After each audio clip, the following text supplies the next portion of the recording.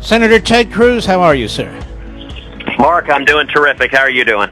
Doing very well. You've had a very busy day. You took the gloves off, and I want to ask you a few questions here. Sure. There's a big national poll that just came out, NBC Wall Street Journal, that shows you moving into first place above Trump nationally. Then there are Bloomberg polls and other polls that show Trump with a fairly significant lead in South Carolina. And then we're measuring different things in different audiences and so forth. What do you make of all this? Well, I think the NBC Wall Street Journal poll is certainly encouraging. This is the first poll in many, many months that has shown anyone in first place nationally other than Donald Trump. And this poll has me in first place with 28% nationally, has Donald in second place with 26% nationally, and then the next closest candidate is down at 17%. And so I think that is very significant movement nationally. And Mark, I think it's because really of two factors. Number one, this weekend with Justice Scalia's passing, it has really underscored the stakes of this election, and people are making a judgment. Who do I know, absolutely know, and am certain will appoint strong, principled constitutionalists to the court who will protect the Bill of Rights and protect our constitutional rights? And then I think, secondly, people are looking for a strong commander-in-chief who has the experience and judgment and the temperament and the strength of resolve to keep this country safe. And I think both of those are causing conservatives to unite behind our campaign nationally, and we're seeing that happening state by state as well. I think it's interesting. Donald Trump, excuse me, through the last many months, where he's, some people have risen to number two, whether it's Ben Carson and Jeb Bush was a threat for a while and so forth. He's used the brass knuckles to really pound them into the dirt, to personally attack them. You must be confounding him because he's tried the same thing. He's been unable to do it. He can't shake you. You're like a Doberman hanging onto his pant leg there. And I take it he's getting increasingly frustrated by this, like threatening these phony lawsuits. I mean, he should bring these phony lawsuits. Well, as you know, that's what I said this morning. Listen, I think Donald is getting very rattled. You saw the debate Saturday night where he was really rattled. When he's losing, he doesn't know how to handle it, and he handles it very badly, and he loses his cool. Now, that's not a good characteristic in a president. You need someone who is calm under pressure and is not going to wake up in a panic attack and start tweeting madly at 5 in the morning. And, there's a very strange pattern, Mark, with both Donald Trump and Marco Rubio, which is when you point to their actual record, when you point to what they've said or what they've done, both Donald Trump and Marco Rubio have begun just screaming, liar, liar, liar. They don't engage in substance. I guess they've decided they can't defend their actual record of what they've said and done and voted for, so they just engage in nasty personal attacks. I got to say, it is really, I think, without precedent in presidential politics to see two candidates just throwing temper tantrums and screaming liar instead of responding on substance and issues. But if they want to do that, that's their prerogative. I'm not going to respond in kind. I'm not going to impugn their character. I'm not going to call them names. I'm not going to insult them. But I am going to talk about substance and issues and record because I think that's what the voters deserve and that's what they expect. This NBC Wall Street Journal poll, which is a huge poll, and I'm not into all these polls, but I looked at some of the other information in here. It says if you went head-to-head with Trump, you would cream him. Yeah, I beat Donald head-to-head by 16 points. And so part of the problem here, I guess for you, and part of the reason Trump is he may like this is there's still three candidates pretty much in this race. Bush at 4 or 5%, Carson at whatever. Kasich wants to hold on, till Michigan. He gets out of the South. We're really making it difficult to have a one-on-one or even a three-way race that would really test Trump's strength. No, I think that's exactly right. And I think Donald is also made clear that the candidate he's most afraid of is me. He doesn't bother to attack the other candidates because he understands that head-to-head I beat him. And I think Donald is quite confident that head-to-head he beats any of the other candidates. So for anyone that doesn't want Donald Trump to be the nominee, the only campaign that can beat him, I think the numbers show quite compellingly, is our campaign. That's why Donald wakes up and spends all day long doing nothing but attacking us, including, and this is really quite remarkable, Mark, relying on fabrications. You know, yesterday he tweeted out this bogus quote from Tom Coburn that was imputing my honesty. Within an hour or two, Senator Coburn publicly said it was an utter fabrication. It was a fake. He had never said it. Donald deleted his tweet, but then several hours later he went on national television and repeated the made-up fabrication once again. I mean, you know, that really, even in a Democratic primary, that would be pushing the bounds, to be relying on made-up, fake, and bogus quotes and repeating them knowing they're false after the person has denounced you.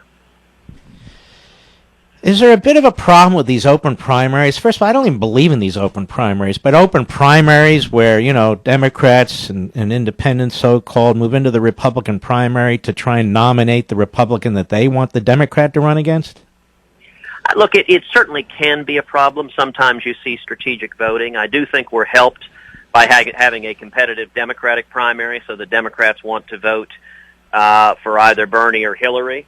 I will tell you that the reports we keep hearing is that much of the Donald Trump operation is devoting their time trying to get liberal Democrats to vote in the Republican primary, that they're competing for voters who are choosing between Donald and Hillary and Bernie. And I think that's because on issue after issue, whether it is abortion and partial birth abortion or gay marriage or Obamacare and socialized medicine, Donald and Hillary and Bernie's policies are often indistinguishable. You know, this drumbeat that somehow you cheated in Iowa and you won this race, to me is so offensive to the people of Iowa who turned out in record numbers, and they voted for you in record numbers, they voted for Trump in record numbers, they voted for Rubio in record numbers, but you really were the super-duper winner.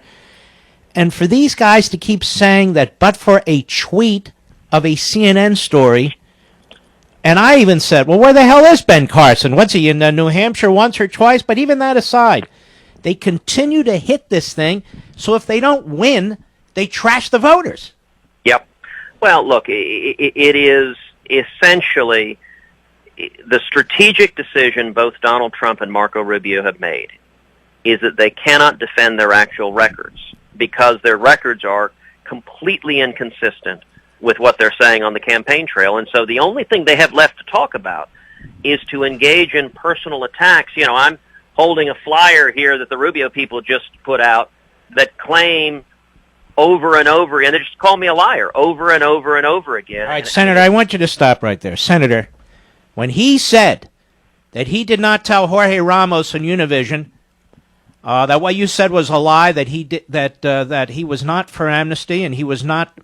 He did not say he wouldn't repeal Obama's unilateral amnesty. That was a flat-out lie.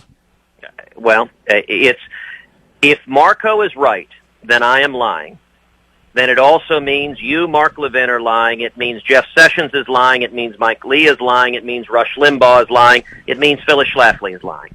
So he can't have it both ways because every serious and credible observer knows exactly where Marco stood. And so, but the problem is the pliant mainstream media just repeats his charges.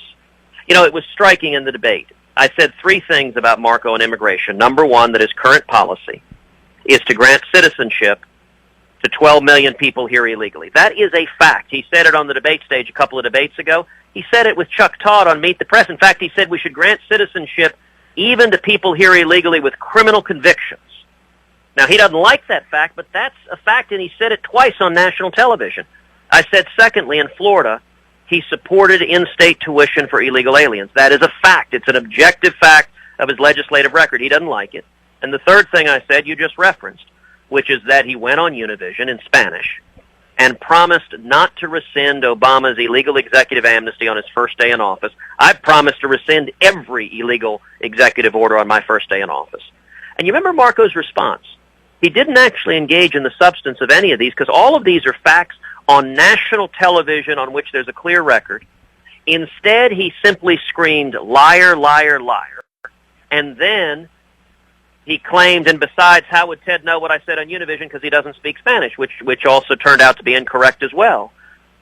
But it's a weird process, and no one in the media actually bothers to look. Well, this is the thing. First of all, do you have to speak Spanish? We have what's called translators, and they tell us what was said. That's number one. Number two, the moderators are sitting there like bumps on a log, rather than slowing him down because he speaks so quickly, and say, now, wait a minute. Let's go back and unravel some of this. They just let him go, and then, of course, Trump comes in. Yeah, he is a liar. And look what he did to Ben Carson. Let me ask you something. Who smeared Ben Carson in this race? Look, of course it's Donald Trump. Donald Trump compared Ben Carson to a child molester. It was grotesque and offensive.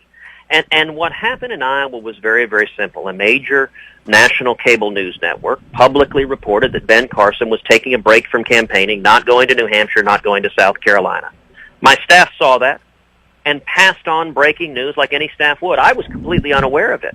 But big deal. Yes. But even more importantly, Mark, it was true. That is, in fact, what Ben did. He didn't go to South Carolina. He didn't go to New Hampshire. His first public event in either New Hampshire or South Carolina was the day before the New Hampshire debate, almost a week later.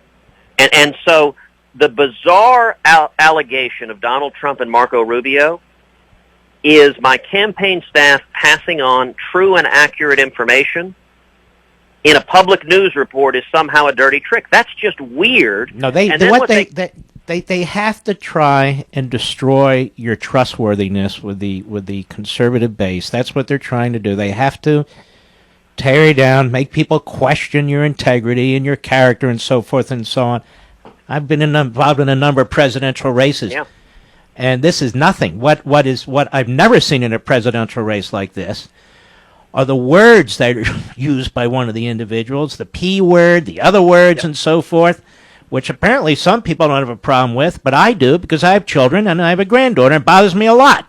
Well, look, can you imagine the reaction of parents of young kids if their children came back and just repeated what Donald Trump said? I mean, it's a problem if parents would be embarrassed at their children repeating what the President of the United States says. That's not, we should have a president who makes us proud, who stands up for all of us. And listen, this is part of Washington games is when people can't defend their record, they attack others and they try to attack them on their strength. And so they're trying to attack my character and ethics because every day in public service, what I have worked to do is tell the truth and do what I said I would do. And listen, Mark, you're not exactly a shy, wilting violet. If I wasn't telling the truth, you'd rip me apart. Your listeners know that. You don't play patty cake. You don't shade the truth. You speak the truth. And that's. But in politics, they're just trying to throw mud. But I think the reason why our numbers are surging, why the NBC poll has us in first place, is nationally, people get that they're hiding from the truth, and people want a real conservative. They don't want a Republican nominee like Marco Rubio who joined with Barack Obama in supporting amnesty, and they don't want a Republican nominee like Donald Trump who for 60 years of his life has been very, very pro-choice and supported partial birth abortion. They want instead a trusted, consistent conservative. I think that's why conservatives are uniting behind us, and I think it's also the case that the only campaign that can beat Donald Trump is our campaign, as Iowa shows, as New Hampshire shows, as the New Hampshire polling shows. And so you're seeing conservatives every day continuing to unite behind us. If people want to support you, Senator, because we have to go, where do they go? TedCruz.org, TedCruz.org, TedCruz.org. You can go in South Carolina if you want to see us. We're barnstorming the state. Go to TedCruz.org and find out where we'll be. You can contribute online. Every time I'm on your show, Mark, people pour in with contributions, and you can volunteer. We've got over 200,000 volunteers nationwide. We're building an army of courageous conservatives defending the Constitution. All right, Senator, be safe, sir.